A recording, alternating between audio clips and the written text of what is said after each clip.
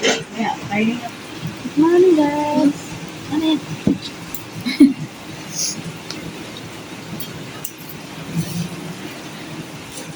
Kain tayo ng pansit.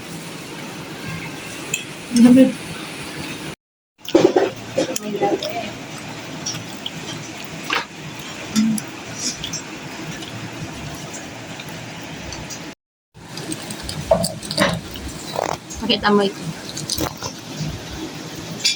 Baliktad. Sugar cane.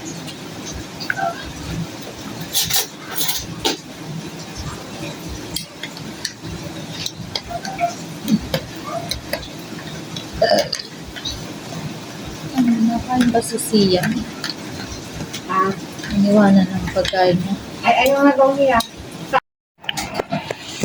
Let's go. Ay, dito. Mainit na. Yan. Mainit na.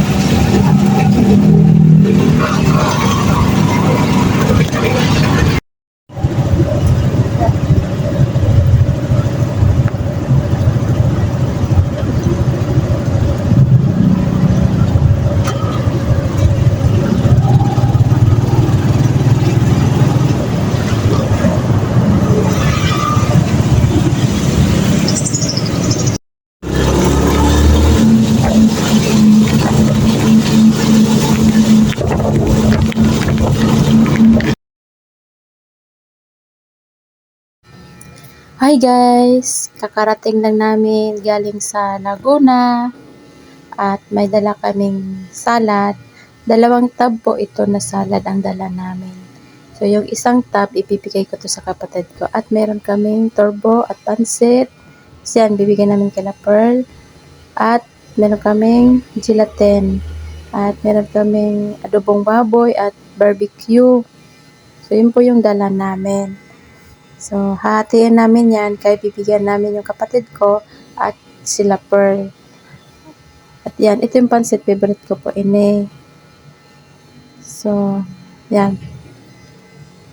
So, mamaya pa namin yan ibibigay kasi tulog pa ata si Pearl kaya hindi pa siya nag-online. Kasi kukunin nga namin yung ham. Naka-ref nga lang kami kasi kukunin yung ham. Try natin to guys. Yung gelatin na gawa ni Ate Olive. Masarap talaga siya guys. Kaya nilagay lang dyan kay condense lang. Masarap siya. Para siyang para din siyang salad. Pero masarap din siya. Ngayon lang ako nakakain ng ganyan guys. Yung gelatin. So pinadala yan sa amin ni Ate Olive. Kaya sabi niya, gusto niyo to? Sabi namin, oo, gusto namin. So, ayan.